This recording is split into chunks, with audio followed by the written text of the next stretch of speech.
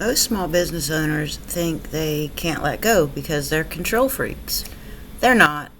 The problem is there's nothing to hand off because the system only exists in their heads. By the end of this video, you'll know exactly why that happens and what the first real step out of it looks like. If you appreciate this type of content, go ahead and tap that like button. Let's get into it. Here's how it usually goes. You start your business to do the one thing you're good at. You were the best HVAC tech on the crew, the sharpest eye in the kitchen, the most organized property manager in the building. And somewhere in the first year or two, you also became your own receptionist, your own scheduler, your own invoice chaser, and your own follow-up person. Nobody handed you a title and said, office manager. It just happened. Slowly, quietly, one thing at a time. A call you had to handle because no one else knew the answer. A follow-up that fell through because nobody was watching it. A decision that had to come back to you because there was no protocol for what to do when things went sideways. And the better you got at it, the more it stuck. Because when you're good at something, people stop asking questions and just bring everything to you, which feels like trust, and it is, but it's also a trap. Now you're doing two jobs, the thing you built the business to do and everything around it that keeps the business from collapsing. A lot of owners try to solve this by hiring. They bring in an assistant, an office manager, a part-time admin, and within the first few weeks, that person is back in your office with questions every hour. What do I do when a client calls and they're upset about the invoice?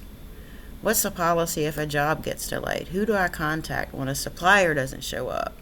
So the owner answers all the questions, handles the exceptions, makes the calls, and nothing changes, except now payroll is higher. That's not a people problem. That's not even a management problem. That's a systems problem. And here's what's actually going on.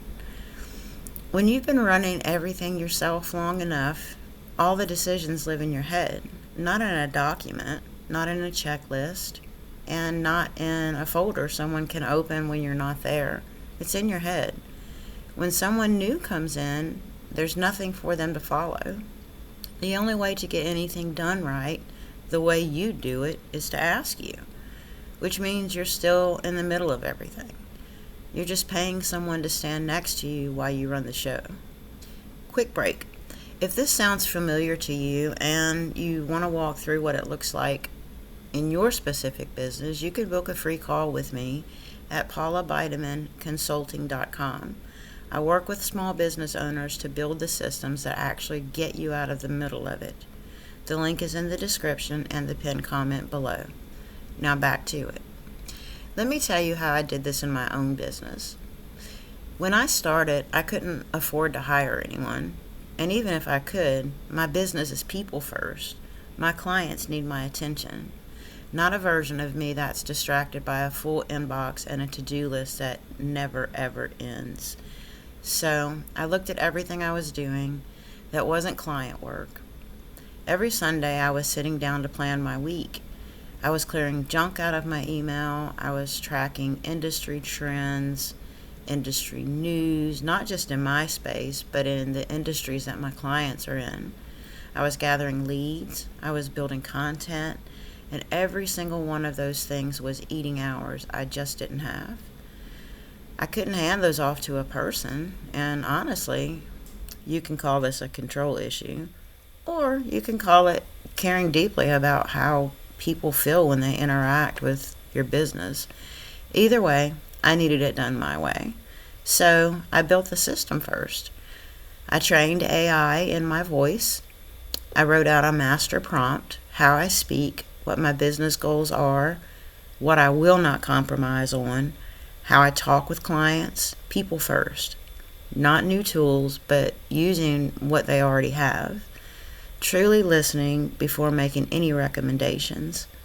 That's in there, all of it, because I want small business owners to succeed.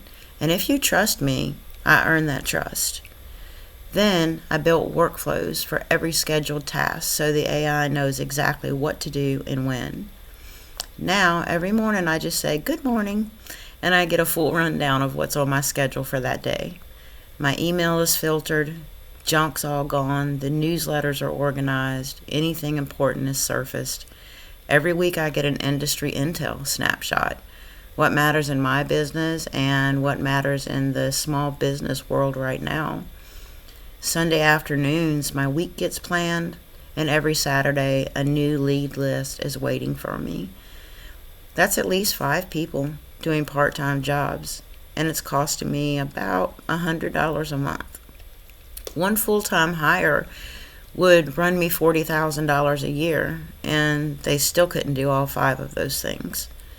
And here's the part I want to be clear about. The AI never has the final say on anything. The content it helps me build, I review it. The leads it surfaces, I decide who to call. It does the prep work, I do the people work, and that's the whole point. Content that used to take me an entire day now takes just a few hours, and that's really only because I'm picky. The time I got back went straight to my clients, and that's what the system was built for. The fix isn't more software or more tools. It's not a better hire. It's not working harder or waking up earlier. It's documentation first. Before you can hand something off, you have to be able to describe it. Not in your head, on paper, in a screen recording, in a step-by-step process that a brand new person could follow on day one. And that's the thing. Not the tool, not the app, the written down version of how things get done around here.